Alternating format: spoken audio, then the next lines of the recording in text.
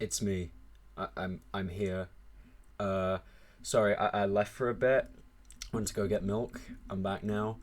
I haven't recorded a video in a month or two at least, and I'll completely admit to you, right to your face, right here, that it's purely been because I haven't wanted to. There's been a lot of dread coming up to this and eventually getting the balls to finally do it. I've had a camera sitting around for about maybe a week and I haven't used it yet because I'm doing this on my own now, so I gotta, do a bit better for myself.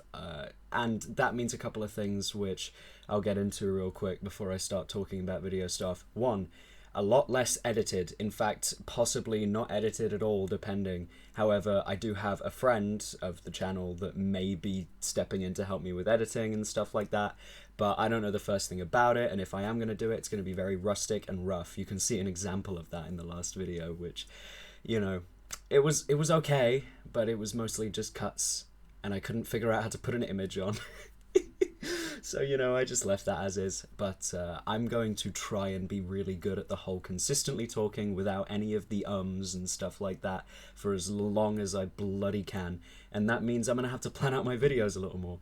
Hopefully, this will mean that I'm actually making good stuff without Laura having previously been constantly cutting out all of my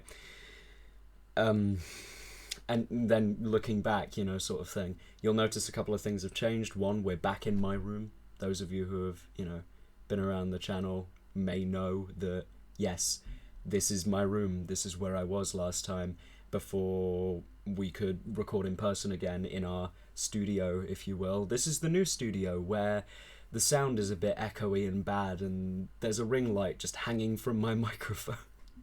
That's the setup we have right now, and you're a lot closer up to my face because of the way that I have some things situated, and hopefully that's not too overbearing. I know I'm very beautiful, and too much exposure may cause severe damage to the face or something, but you're gonna have to deal with it. Anyway, I'm here today to talk about D&D. That's what I'm here to do. I haven't talked about D&D for a while. I've been playing a lot less of it recently, primarily due to adults being adults and having to cancel for work stuff and stuff like that. But we're rolling along. I'm really hoping that I'll be able to play a lot more. And I have recently been making my own homebrew world. At some point, I might put out some elements of that. But for now, I did want to talk about some of the processes that I went through while creating it. And one notably is the role that races play in the world. I currently have 4 of the races wrote down. Can you guess which 4? Yeah, it's elf, dwarf, halfling, human. The classic holy 4, if you will. And I've done that because I feel like they're the best 4 to start off with because they're vague enough and are broad enough where you can really do anything you want with them. And that's what I've done. Currently, I'm just making a single continent, and it's on a world that I've had brewing since I first started playing D&D, but I decided to leave one of the continents alone because I'd been staying on there for upwards of 2 years at that point. So I'm like, okay, we'll make a new one. And as I was going ahead and making all this stuff, I was beginning to realize how big of a role race is in terms of a fantasy setting when you have 4'5" really wide dudes walking around, when you also have 3-foot people walking around, when you have people with very long ears, and how all of them act extremely differently due to both their upbringings, how long they live, and the environment that they are born into.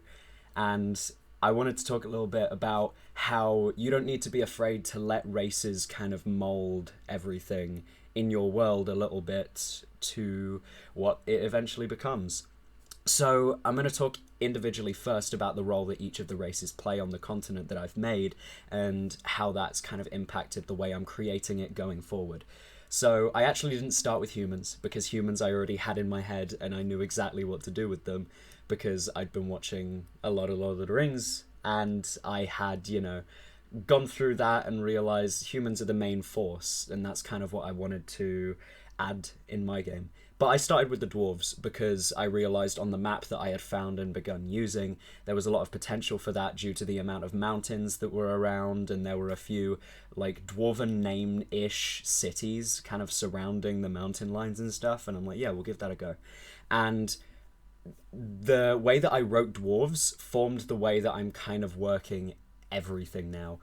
And the way that I've done that is that dwarves do not mill about on the surface. That's what I've done. Mountain dwarves, never going to see one on the surface. If you do, you have come across a miracle or something, or you found some adventurer that really, really, really wanted to go above ground, you know what I mean?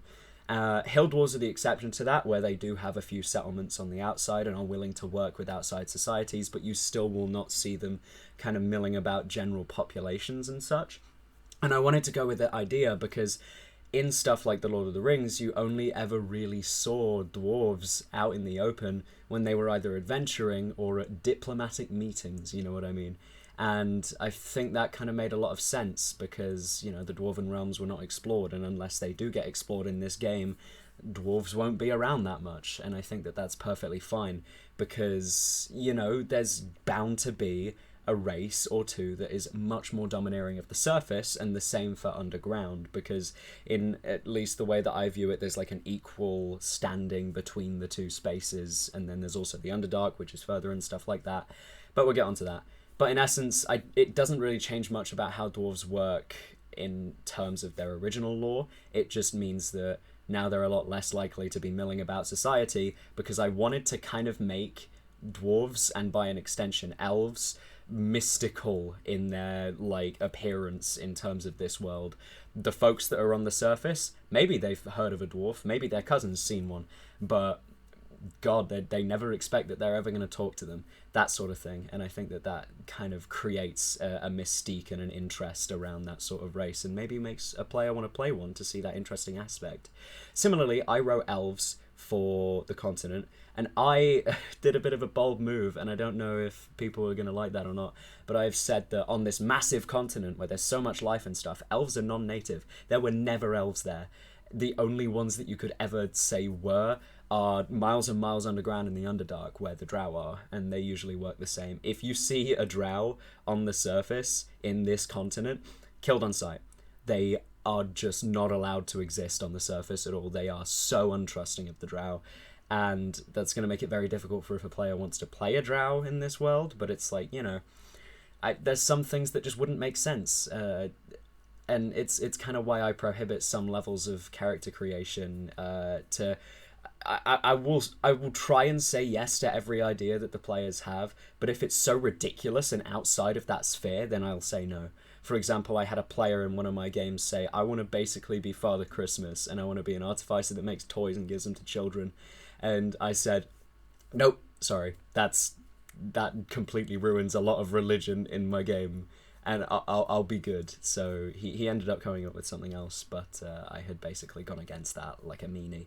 And yeah, with elves, not native. I mentioned another continent that they could perhaps be from, and likely would be due to it being a elf-dominated civilization and such, but they are non-native. If you see an elf around, it's, again, 1 in a million. They, again, can come over as adventurers who want to perhaps explore the area, but it's very likely that there's no other way that an elf would be there other than that, to explore, to learn, to meet new people and stuff like that, which is something that elves rarely want to do in terms of how I've written them in my world. It's another race that I feel is sort of alienating from the rest of this continent in a way, which once again builds a bit of mystery. And you're going to see with halflings and humans how the opposite effect happens. So halflings are not exactly rare. They're around. However, they haven't expanded, if you will. There's one small section on the south of the map that they've been in for thousands of years, and they've stuck to it. Halflings have been around for enough time where they've properly milled about into human society, which is the big grand one. So it's not uncommon to see the occasional halfling walking around, and due to their long lives and stuff like that, they are still seen with this element of reverence in comparison, because they don't know how long dwarves live, they don't know how long elves live, but halflings live like double us. Oh my god. I also decided to go a bit of a strange angle with halflings, and mention that their roots go thousands of years back all the way into swamp people, and there are still plenty of halfling swamp people around, but they've gone way beyond that to the point where they're like, a lot of their identities are not even remotely at all meaningful to that previous place that they were in. And yeah, as a result, people look at them strangely, but mostly with curiosity rather than it's a halfling. It's not a case of the drow. You see a halfling walking around, you just have to stab him.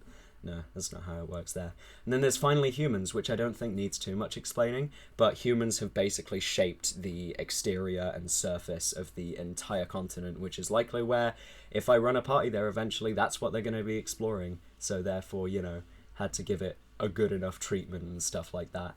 There are several empires and kingdoms all across all of humans and stuff like that. So that's kind of what's mainly shaped that entire area, and therefore it can be pretty authoritative, and constantly up for change, because that's humans. And I think that overall that kind of culture clash and stuff could cause some interesting things. There's potential for a dwarf versus human war out of disagreements or something like that. And these four races have shaped the world.